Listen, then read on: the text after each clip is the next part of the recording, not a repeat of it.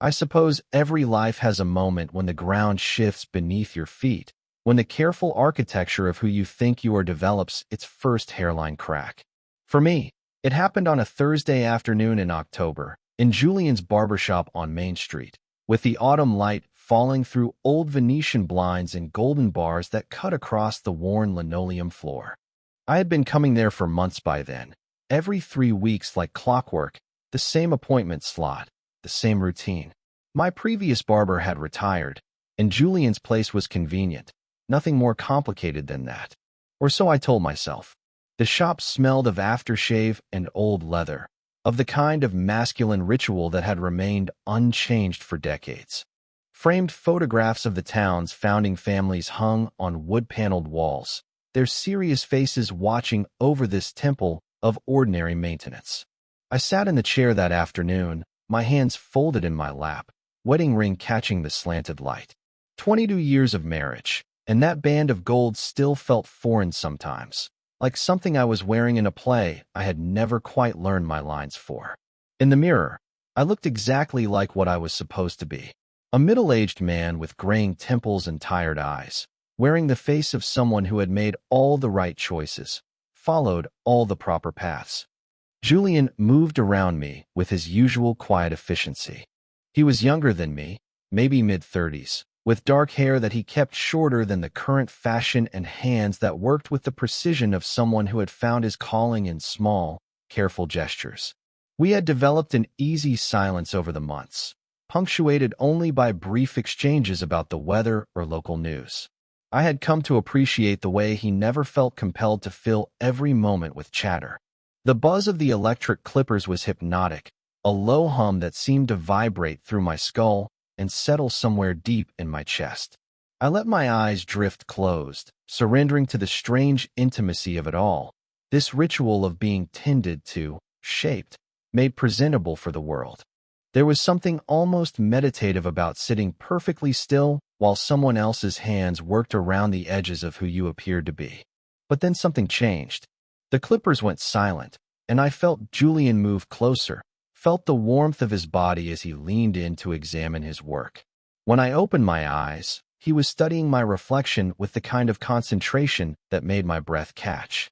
His face was serious, focused, and there was something in his expression I had never noticed before, something that made the air in the small shop feel suddenly charged. That's when he did it. Without warning, without explanation, Julian set down his tools and placed his hand beneath my chin. His fingers were warm and slightly calloused, and they tilted my face upward with a tenderness that seemed to come from somewhere deeper than professional necessity. The touch was electric, sending a shock through my system that I felt in places I had forgotten existed. Our eyes met in the mirror, and for a moment that seemed to stretch beyond the boundaries of normal time, neither of us moved. His thumb rested against my jaw, and I could feel my pulse hammering against it, could feel something fundamental shifting in the space between us. The touch lingered, deliberate and questioning, as if he were asking permission for something neither of us had named. I should have pulled away, should have made some joke about getting the right angle, should have done anything to restore the safe distance we had maintained for months. But I didn't. I sat there, frozen, watching his face in the glass, watching the way his lips parted slightly, as if he were about to speak words that would change everything. The moment stretched and stretched, heavy with possibility, heavy with the weight of a truth I had spent 44 years refusing to acknowledge. In the golden light of that ordinary afternoon, in a barber shop that smelled of aftershave and tradition, I felt the first crack appear in the foundation of the life I had built so carefully, so deliberately. When Julian finally let his hand drop, the absence of his touch felt like a physical loss. The clippers resumed their quiet humming, and I closed my eyes again, but everything had changed. Every nerve in my body felt awakened, alive in a way I had forgotten was possible. The weight of my wedding ring seemed heavier somehow, the reflection in the mirror suddenly that of a stranger. I knew, even as I sat there trying to regulate my breathing, trying to pretend that nothing had shifted, that I would never be the same. I drove home that evening with Julian's touch still burning on my skin, but by the time I pulled into our driveway on Maple Street, The weight of my ordinary life had already begun to settle back over me like a familiar coat. Our house looked exactly as it always did.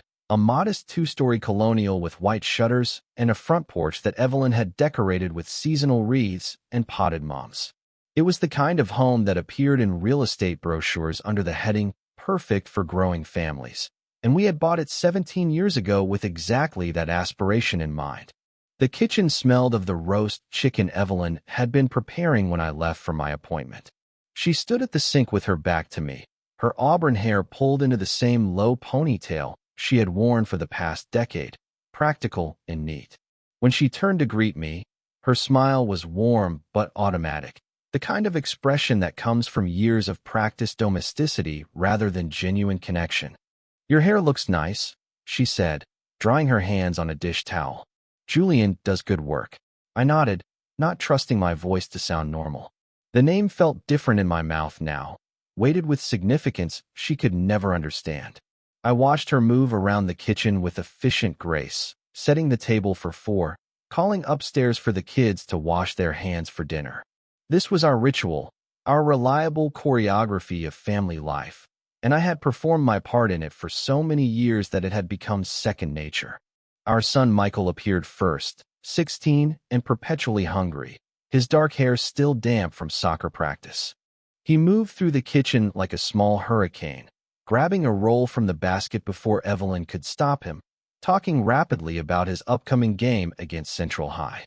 Our daughter Sarah followed more quietly, 15 and lost in the particular melancholy of adolescence, earbuds trailing from her phone as she took her usual seat at the table. As we settled into dinner, I found myself studying their faces, these people who shared my name and my address, but felt suddenly like strangers. Michael had my jaw, Sarah had inherited Evelyn's eyes, and yet sitting there among them, I felt like an actor who had forgotten his lines in the middle of a long-running play. The conversation flowed around me in familiar patterns: soccer schedules and piano recitals, parent-teacher conferences, and weekend plans. I nodded and responded at appropriate intervals, but part of me remained in that barbershop chair, feeling the ghost of Julian's thumb against my pulse. After dinner, I retreated to my study under the pretense of reviewing quarterly reports. The room was my sanctuary, lined with the kind of books that suggested serious-mindedness: biographies of presidents, histories of wars, thick novels I had never quite managed to finish. I sat at my desk and opened my laptop, but instead of working, I found myself staring at my reflection in the darkened window. The man looking back at me was the same one who had sat in Julian's chair earlier, but something in his eyes had shifted, become questioning in a way that made me uncomfortable. I had built this life with such deliberate care, choosing each element like pieces in a jigsaw puzzle that would eventually form a picture of respectability. The right college, the right job, the right woman to marry. Evelyn and I had met at a company Christmas party when we were both 26. And our courtship had unfolded with the kind of pleasant inevitability that everyone around us mistook for destiny. She was kind and intelligent, came from a good family, wanted the same things I thought I wanted. When I proposed, it felt less like passion and more like the logical next step in a life I was constructing according to a blueprint I had never questioned. The years that followed had been comfortable in their predictability. We bought the house, had the children, settled into the rhythms of suburban contentment. I worked my way up through the accounting department at Morrison Industries, managing spreadsheets and budgets with the same methodical attention I brought to everything else. Evelyn taught 3rd grade until Sarah was born, then stayed home to manage our domestic universe with cheerful efficiency. We attended church on Sundays, hosted neighborhood barbecues in summer, sent our Christmas cards out by December 1st every year. On paper, it was everything I was supposed to want. But lying in bed that night, listening to Evelyn's steady breathing beside me, I could not shake the feeling that I had been sleepwalking through my own existence, going through the motions of a life that belonged to someone else entirely. The space between us in our queen-sized bed felt vast, not just physical distance but something deeper, a chasm that had opened so gradually I had not noticed until this moment. When had we stopped really talking to each other? When had our conversations become limited to schedules and logistics, the endless coordination required to keep a family functioning? I tried to remember the last time she had looked at me with genuine curiosity, the last time either of us had revealed something true and vulnerable to the other. Our intimacy had become a performance of duty, choreographed and predictable, leaving us both satisfied in the most technical sense, while something essential withered from neglect. I turned onto my side and studied her face in the dim light filtering through the curtains. She was still beautiful at 42, her features softened by sleep into something almost girlish. But even in unconsciousness, there was a distance to her, as if some essential part of her had learned to live in a place I could not reach. Perhaps she felt it too, this gradual drift towards separate lives lived under the same roof. Perhaps she had made her own accommodations with disappointment, found her own ways to fill the spaces where connection should have been. The house settled around us with familiar creaks and sighs, the soundtrack of a life lived according to all the proper expectations. But as I lay there in the darkness, I could not stop thinking about Julian's hands, about the way something deep inside me had awakened at his touch. For 44 years, I had lived as if some essential part of myself was asleep, and now, impossibly, it was stirring to life. I did not sleep well that night, and when morning came with its usual demands for coffee and breakfast and getting everyone out the door on time, I moved through our routine like a man underwater, present but not quite there, going through familiar motions while my mind remained elsewhere, replaying a moment that had lasted no more than 30 seconds, but had somehow changed the fundamental architecture of who I thought I was. In the days that followed, I found myself thinking about the barber shop with an intensity that should have alarmed me. What had begun as a simple monthly necessity had transformed into something I could not stop contemplating. I would catch myself in the middle of spreadsheet reviews, my mind drifting back to that worn leather chair, to the way the afternoon light fell across Julian's hands as he worked.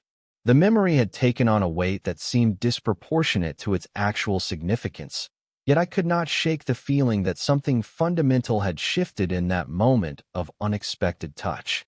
2 weeks later, I returned. My hair did not really need cutting yet, but I made the appointment anyway, telling myself it was practical to stay ahead of things, to maintain a professional appearance.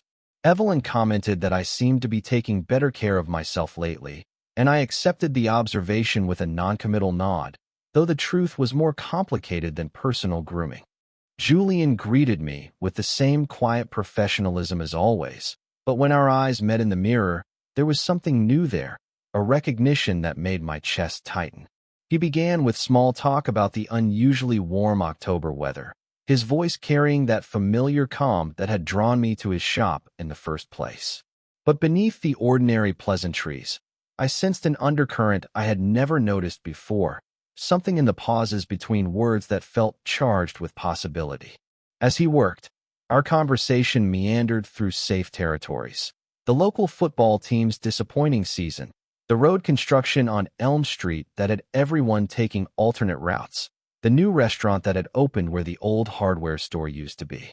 But I found myself paying more attention to the sound of his voice than to the actual content of our exchange. There was something musical about the way he spoke, a thoughtfulness in his cadence that suggested he chose his words carefully, considered their weight before releasing them into the space between us. When he moved around to trim the hair at my neckline, I felt the warmth of his body closer than strictly necessary. His breathing was steady and focused, and I could detect the faint scent of his cologne, something clean and understated that seemed to match his personality perfectly. The intimacy of the moment was both thrilling and terrifying, a reminder of how long it had been since I had felt this kind of awareness of another person's physical presence. It was during one of these visits, perhaps the third or fourth since that initial awakening, that everything changed again. Julian had finished the actual cutting and was making those final adjustments, the small touches that separated a good haircut from a perfect one. He was working around my collar when he paused, his fingers stilling against my neck, and in the mirror I saw him studying my reflection with an expression I could not quite read. The silence stretched between us, but it was not uncomfortable. Rather, It felt pregnant with unspoken possibilities, as if we were both waiting for someone to acknowledge what was happening in this small space we had begun to share. Finally, Julian spoke, his voice so quiet I almost missed it over the low hum of the fluorescent lights overhead. "You don't look like a man who's at ease with himself," he said. The words hit me like an electric charge, cutting through all the careful pretense I had constructed around these visits. I felt my face flush, partly from embarrassment, but partly from the relief of being seen so clearly by someone I barely knew. In the mirror, our eyes met, and I saw that his expression was not judgmental but curious, almost kind. I laughed, but it came out forced and brittle. "I don't know what you mean," I said, though we both knew it was a lie. Julian resumed his work, but the comment had opened something between us, created a space where truth might be possible.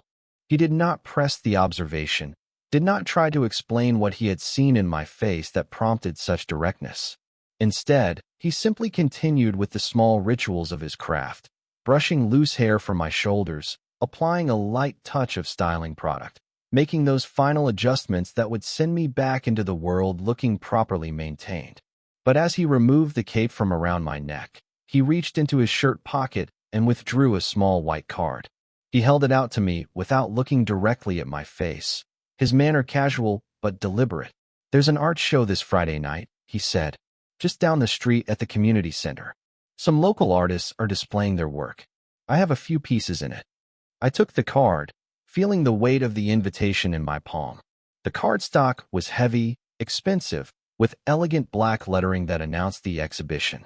Julian's name appeared among the list of featured artists, and seeing it there gave me a strange thrill, as if I was being offered access to some secret part of his life. "If you're free," he added, his voice carefully neutral, but his gaze steady when it finally met mine in the mirror. I pocketed the card quickly, as if it were contraband that might incriminate me somehow. "I'll try to make it," I said, though even as the words left my mouth, I was not sure whether I meant them or if they were just the polite response expected in such situations. Julian nodded and turned away to clean his tools, and I understood that the conversation was over. I paid him the usual $20, left the customary tip, and walked out into the crisp autumn air feeling like I was carrying something precious and dangerous in my jacket pocket.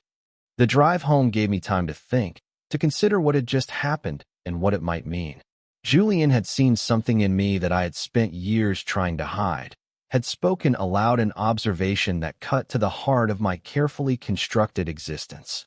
But more than that, he had offered me an invitation, a chance to step outside the boundaries of our professional relationship and into something unknown. That evening, I sat in my study after dinner, the card propped against my computer monitor like a small white question mark. The art show was 3 days away, and I found myself alternately determined to go and equally convinced that I should throw the invitation away and never mention it again. The smart thing, the safe thing, would be to maintain the distance that had served me well for 44 years. But something in Julian's quiet confidence, in the way he had extended the invitation without expectation or pressure, made me want to be brave in a way I had never allowed myself to be. I stared at that card for a long time that night, turning it over in my hands, feeling its weight, wondering if I had the courage to show up on Friday and see what Julian wanted to show me about himself, about the world he inhabited outside the confines of his small barbershop on Main Street. The decision felt larger than it should have, weighted with implications I was not ready to fully examine. But for the first time in years, I felt genuinely curious about what might happen if I said yes to something that scared me. Friday evening arrived with an unseasonable warmth that made the October air feel almost spring-like.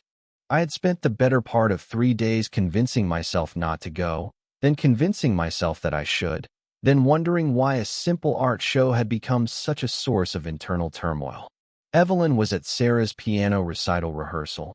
Michael was at a friend's house working on a history project, and I found myself alone with a choice that felt far more significant than it should have.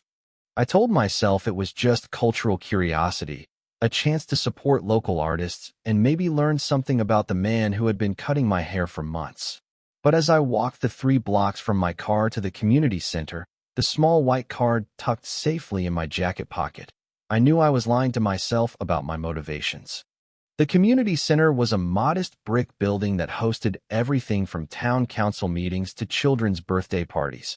But tonight it had been transformed into something intimate and warm. Soft lighting cast gentle shadows on white walls where paintings and photographs hung at careful intervals, and small clusters of people moved through the space with the hushed reverence that art shows seem to inspire, even in small towns. I recognized perhaps half the faces there, the usual suspects from local cultural events. Mrs. Henderson from the library, the young couple who ran the coffee shop on 2nd Street, a few teachers from the high school. But there were others I had never seen before. People who carried themselves with the kind of understated creativity that suggested they belonged to a world I had never quite been invited to join. I was studying a series of black and white photographs when I heard Julian's voice behind me. "You came," he said, and when I turned, his smile was genuinely pleased but not surprised, as if he had somehow known I would find the courage to show up. He looked different outside the barber shop, younger somehow, wearing dark jeans and a gray sweater that brought out the color of his eyes. Without the professional distance that his work required, he seemed more accessible, more human, and I felt that familiar flutter in my chest that had become associated with his presence. "These are yours?" I asked, gesturing toward the photographs I had been examining. They were landscapes mostly, quiet scenes of rural roads and empty fields, captured with an eye that found beauty in solitude and space.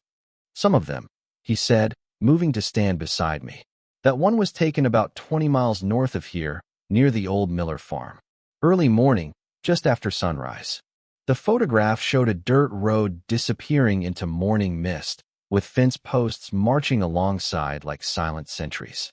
There was something haunting about it, a sense of journey and possibility that made me want to keep looking, to find new details in the composition. "You have a good eye," I said, meaning it. Julian shrugged, but I could see he was pleased by the compliment. "I've always been drawn to quiet places," he said. "Spaces where you can hear yourself think." We moved through the exhibition together, Julian introducing me to other artists, explaining techniques and inspirations with the kind of passionate knowledge that comes from genuine love of the craft. I found myself drawn into his world in a way that surprised me, asking questions about composition and lighting, about what drew him to capture these particular moments in time. His paintings were different from his photographs, more abstract but equally compelling. Sweeping brushstrokes in muted colors that seemed to capture emotion rather than specific imagery. Standing before one particular piece, a canvas that seemed to pulse with longing in shades of blue and gray, I felt something shift inside my chest. "This one speaks to me," I said, not sure why I was being so honest. Julian moved closer, close enough that I could smell his cologne, that clean scent I had come to associate with those intimate moments in his chair. "It's called Searching," he said quietly. "I painted it last winter, during one of those long stretches when you start to wonder if you're living the life you're supposed to be living." The words hung between us, loaded with meaning that went far beyond artistic interpretation. I stared at the painting, at the way the brushstrokes seemed to move across the canvas like restless energy, and I understood exactly what he meant. We found ourselves gravitating toward a quieter corner of the room, where a small bench sat beneath one of Julian's landscape photographs. The conversation that followed was unlike any I had experienced in years, perhaps decades. He told me about his life in the city, how he had worked as a graphic designer for a large firm, living in a studio apartment where he knew none of his neighbors, and spent his evenings in bars full of strangers. "I got tired of being anonymous," he said, his voice thoughtful and unhurried. "In the city, you can disappear completely if you want to, become just another face in the crowd. But I realized I didn't want to disappear anymore. I wanted to be somewhere I could be known, really known, by the people around me. And so you came here," I said. He nodded. 3 years ago. Bought the barber shop from old Mr. Peterson when he retired, learned to cut hair from YouTube videos, and a lot of practice on patient friends. It's not the career I planned, but it gives me something the design work never did. "What's that?" "Connection," he said simply. Every person who sits in my chair trusts me with something. It might just be their appearance, but it's still trust. And over time, you get to know people in a way that feels real. I thought about all the times I had sat in his chair, all the small conversations we had shared, the way he had seen through my careful composure to whatever restlessness lay beneath. The realization that I had become one of those people he had gotten to know made my chest tighten with something that felt dangerously close to affection. The evening grew later, the crowd began to thin, but I found myself reluctant to leave. Being in Julian's presence outside the structured environment of the barbershop felt like discovering a new country, somewhere I had always wanted to visit but had never known existed. When he suggested we continue the conversation over coffee at the diner, I agreed without hesitation. The Starlight Diner was nearly empty at 9 o'clock on a Friday night. Just us and an elderly couple in a corner booth and the tired-looking waitress who had probably been on her feet since dawn. Julian ordered pie along with his coffee, and I found myself charmed by this small indulgence, this glimpse into his private appetites. We talked for another hour, the conversation ranging from art to books to the strange rhythms of small-town life. Julian was well-read in a way that surprised me, referencing poets and philosophers I had not encountered since college, speaking about beauty and truth with the kind of earnestness that would have seemed pretentious from someone else, but felt completely natural coming from him. When I finally walked back to my car, it was nearly 11 o'clock, later than I had stayed out without Evelyn in years.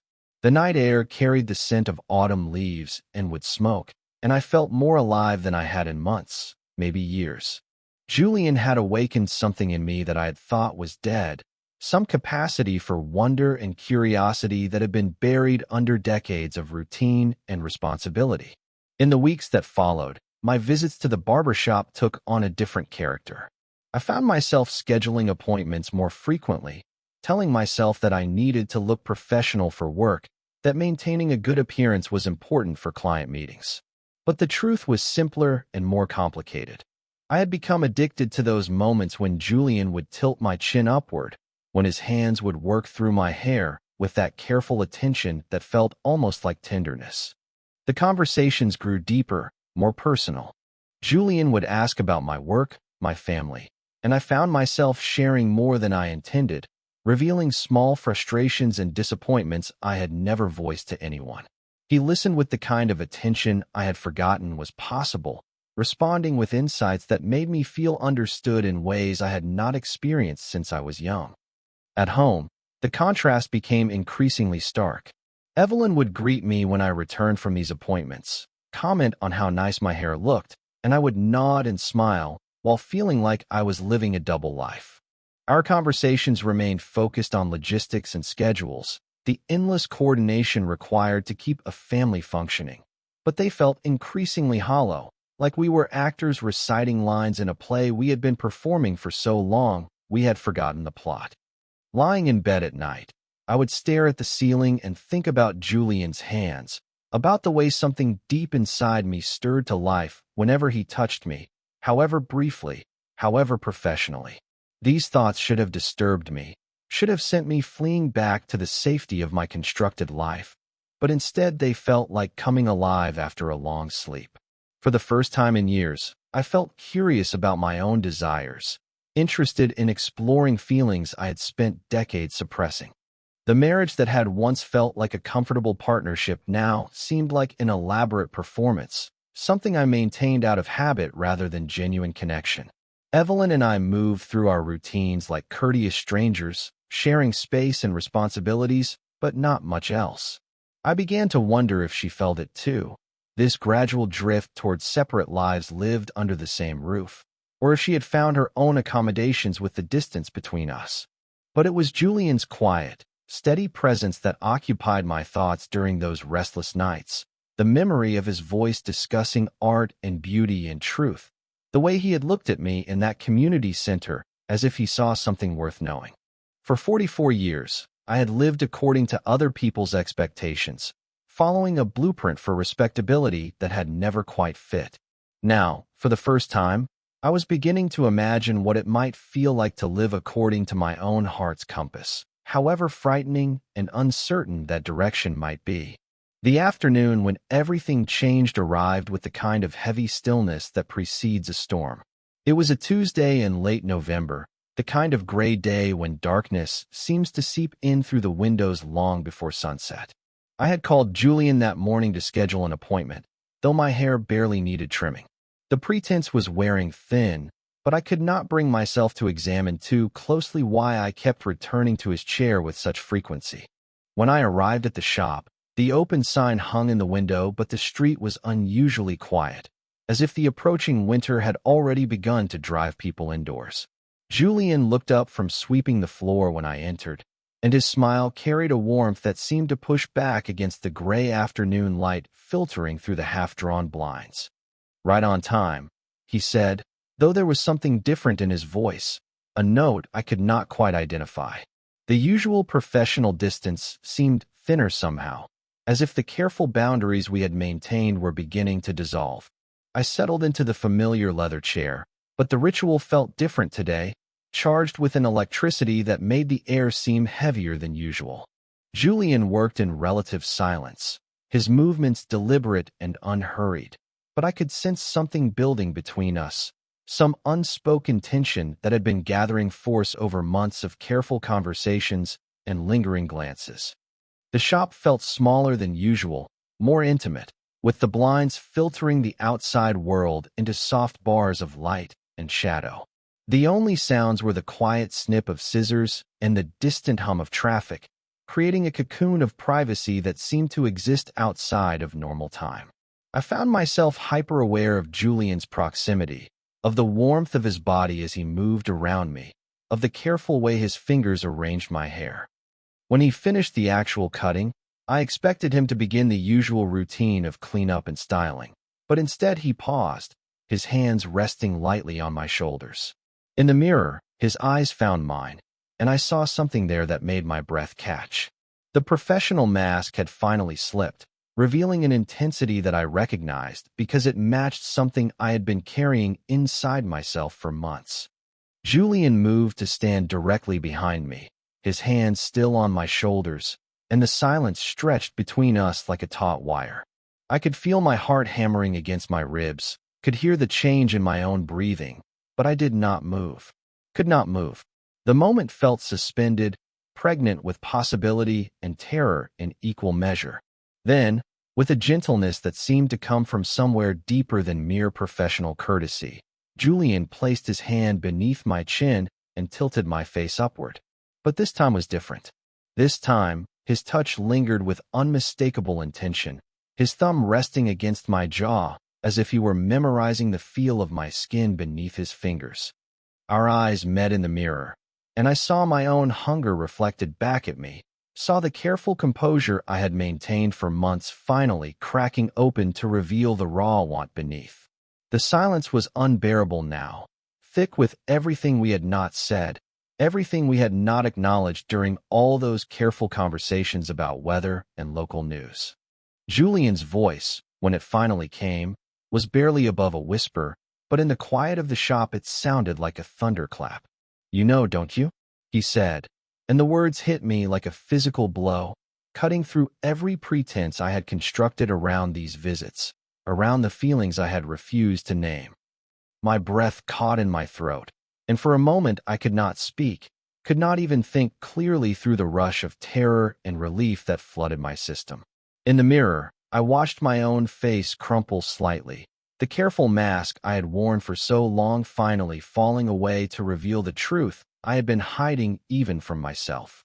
"Yes," I whispered back, the word torn from somewhere deep inside me. "I've always known."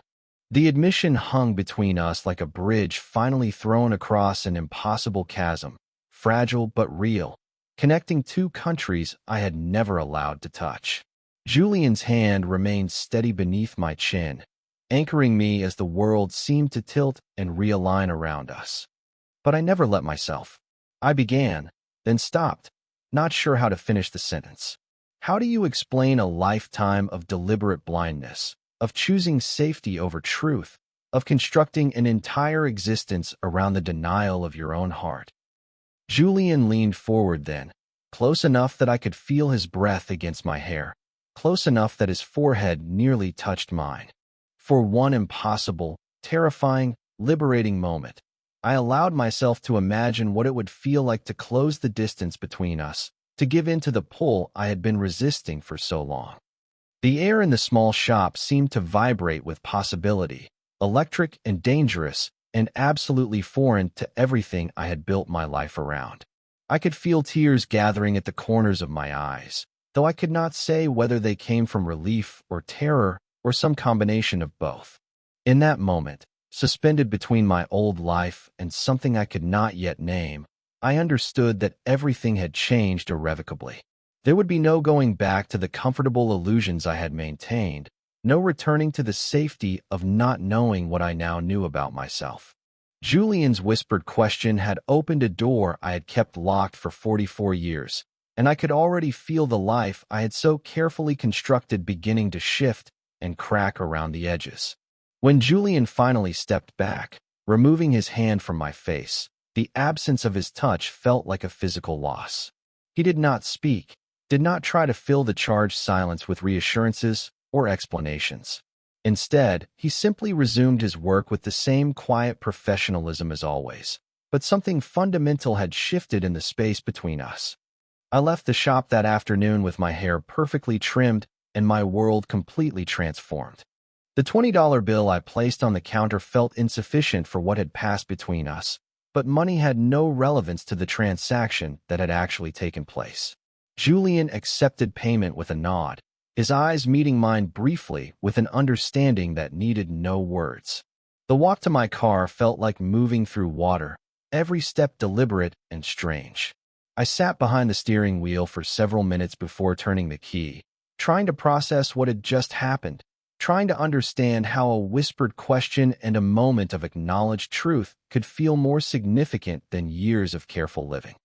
The drive home passed in a blur of familiar streets that suddenly seemed foreign, as if I were seeing my own neighborhood through different eyes. By the time I pulled into our driveway, I knew that the man who had left for a haircut appointment no longer existed. In his place sat someone I barely recognized, someone who carried the weight of a truth so profound it threatened to reshape everything he touched. That night, lying in bed next to Evelyn while she slept peacefully beside me, I stared at the ceiling and felt the full implications of the afternoon settling over me like a heavy blanket. The careful life I had built, the marriage I had maintained, the role I had played for decades as a respectable family man, all of it felt suddenly like a costume I could no longer bear to wear. Julian's whispered question echoed in the darkness. "You know, don't you?" And my whispered answer seemed to reverberate through every corner of my existence. Yes. I've always known. The truth was out now, acknowledged and impossible to take back, and I understood with crystal clarity that there could be no return to the way things were before. The days following that afternoon in Julian's chair felt like living in a house where all the walls had shifted slightly overnight. Everything looked the same on the surface, but nothing fit quite right anymore. I moved through my routine with mechanical precision, but I could feel the carefully constructed architecture of my life beginning to buckle under the weight of the truth I could no longer ignore. Evelyn noticed first. She had always been perceptive about the emotional temperature of our household, attuned to the subtle shifts in mood and atmosphere that kept our domestic machinery running smoothly. At dinner 3 nights after my revelation, she set down her fork and studied my face with the kind of focused attention I had not received from her in years. "You've been different lately," she said, her voice carrying a note of concern that made my chest tighten with guilt. "Distant. Is everything all right at work?" I assured her that work was fine, that I was just tired, maybe coming down with something. The lies came easily, but they felt heavier than they used to, weighted with the knowledge of what I was really hiding. She nodded and returned to her meal, but I could see she was not convinced. Michael and Sarah began to notice too, in the way that children sense when the familiar patterns of their world are shifting. Michael started avoiding eye contact during our few conversations, as if he could feel the absence in me and did not know how to address it. Sarah, always more sensitive, would watch me from across the dinner table with a confusion that broke my heart. I found myself making excuses to skip family meals, to avoid the soccer games and piano recitals that had once anchored our weekends. The pretense became exhausting. Every conversation with Evelyn felt like a performance I could no longer remember how to give convincingly. When she asked about my day, I would offer generic responses about meetings and spreadsheets while my mind replayed that moment in Julian's chair, the weight of his hand beneath my chin, the way something fundamental had awakened in me at his touch. When she suggested we plan a weekend getaway or mentioned wanting to redecorate the living room, I would nod and smile, while feeling like I was drowning in the ordinary details of a life that no longer fit. The breaking point came on a cold December evening, almost 3 weeks after my revelation. Evelyn had put the children to bed and found me in my study, staring at my computer screen without really seeing the quarterly reports spread across it. She entered quietly, closing the door behind her, and I knew from her posture that this was not a casual visit. She sat in the chair across from my desk, the same chair where she used to sit when we were first married, and she would keep me company while I worked late. But now there was a formality to her presence that filled me with dread. "We need to talk," she said, and her voice carried a weight I had not heard before. I closed my laptop and gave her my attention, though part of me wanted to flee, to avoid the conversation I knew was coming. In the soft light of the desk lamp, she looked older than her 42 years, worn down by the emotional distance that had been growing between us. "I don't know who you are anymore," she said, and the simple honesty of the statement cut through me like a blade. "For months now, you've been like a ghost in this house. Present but not really here. The children feel it too. Sarah asked me yesterday if Daddy was angry with her about something." The guilt hit me like a physical blow. I had been so focused on my own internal struggle that I had not fully considered how my withdrawal was affecting the people who depended on me for stability and presence. The thought of Sarah wondering if she had somehow disappointed me made me want to weep.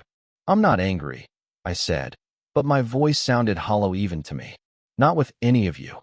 "Then what is it?" Evelyn leaned forward, and I could see tears gathering in her eyes. "Because this isn't just about being tired or stressed at work. This is something deeper, and I need to understand what's happening to us." The silence that followed felt interminable. I stared at my hands, at the wedding ring that had felt increasingly foreign over the past months, and tried to find words for something I had never spoken aloud to anyone except Julian. "How do you explain to the woman you married, the mother of your children, that you have been living a lie so fundamental that acknowledging it threatens to demolish everything you have built together?" When I finally looked up, Evelyn was watching me with an expression I had never seen before, a mixture of fear and resignation that suggested she already knew whatever I was about to say would change everything. "Do you still love me?" she asked, her voice barely above a whisper. The question hung between us like a judgment, simple and impossible to answer honestly without causing irreparable damage. I opened my mouth to give her the reassurance she needed, to offer the comfortable lie that would preserve our fragile peace, but the words would not come. The silence stretched until it became its own answer, and I watched something die in Evelyn's eyes. Some last hope she had been clinging to that whatever was wrong between us could be fixed with enough patience and understanding. "Oh," she said, and the single word carried the weight of 22 years of marriage collapsing into dust. "It's not that simple," I began, but she held up a hand to stop me. "Was it always a lie?" she demanded, and now the tears were flowing freely down her cheeks. "Our entire marriage, was it all just pretense?" The accusation hit me like a slap, but I could not deny there was truth in it. "No," I said, struggling to find words that could convey the complexity of what I was feeling. "It wasn't a lie, but it wasn't the whole of me either." She stared at me for a long moment, processing this partial admission, this glimpse of the truth I had been hiding.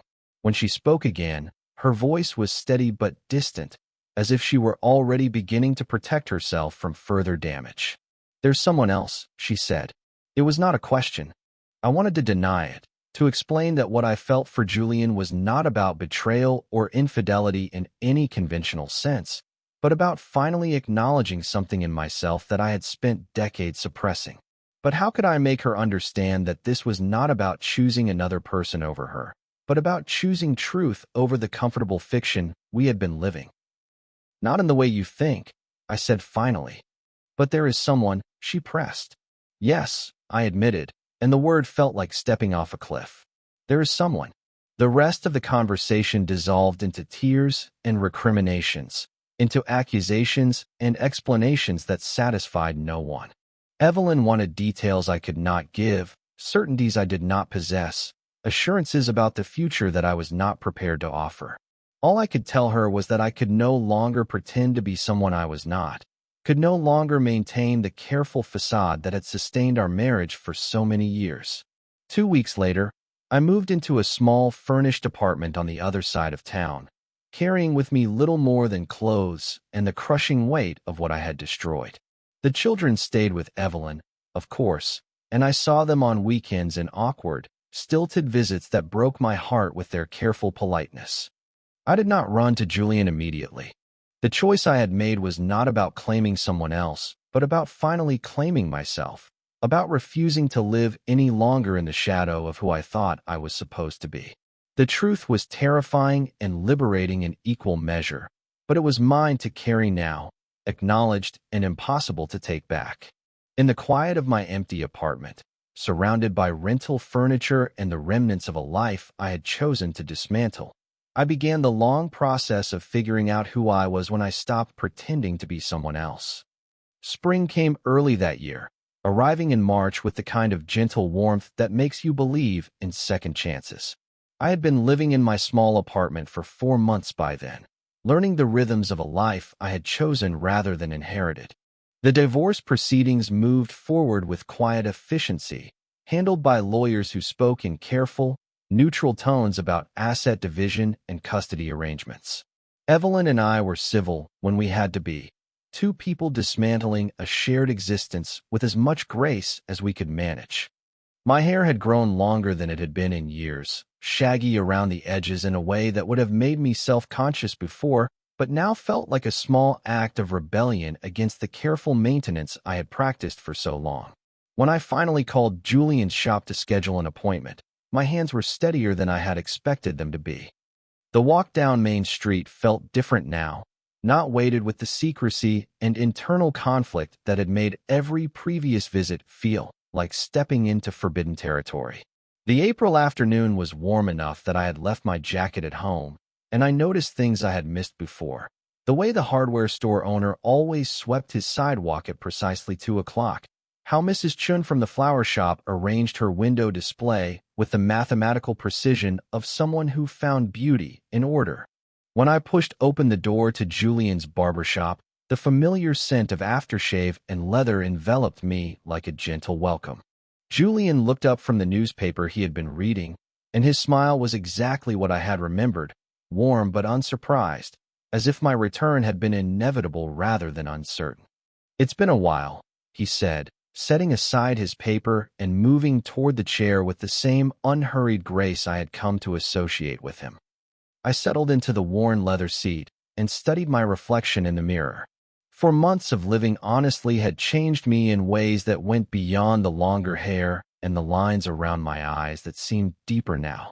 There was something different in my face, a clarity that had not been there before, as if some essential part of me had finally stopped hiding. Julian worked in comfortable silence, his movements as careful and deliberate as always, but there was something different in the atmosphere between us now. The electric tension that had charged our previous encounters had been replaced by something quieter, more sustainable. The desperate hunger I had carried for months had settled into something that felt more like recognition than need. When he finished with the scissors and reached for his tools to clean up the edges, I found myself relaxing into the familiar ritual in a way I never had before.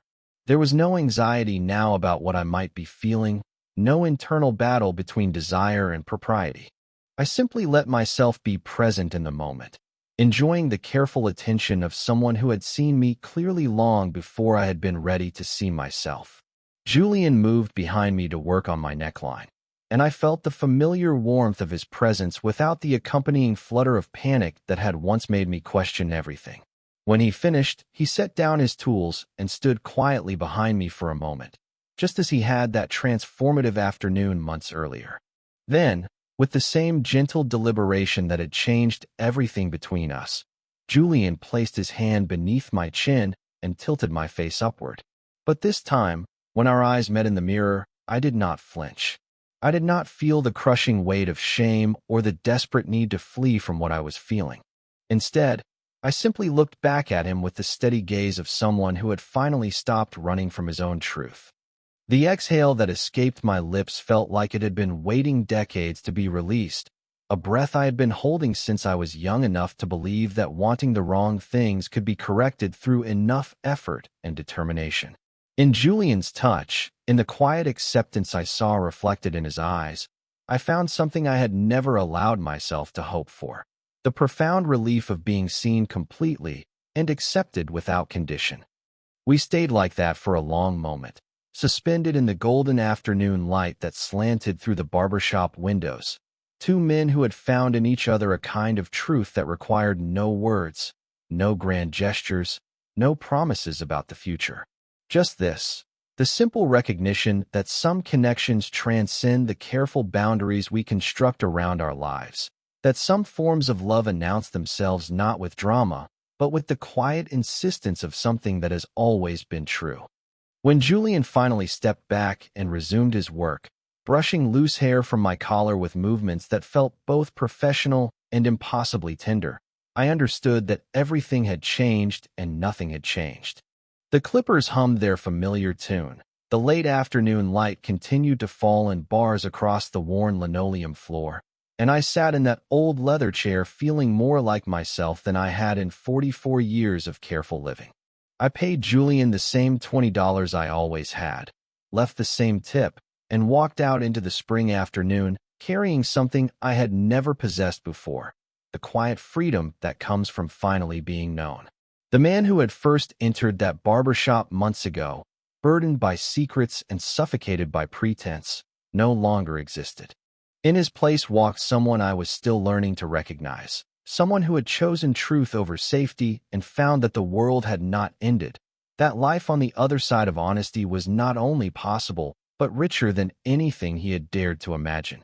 The clippers hummed on behind me, steady as the truth that had finally come to light, and I walked toward whatever came next with the unhurried pace of someone who had finally stopped running from himself.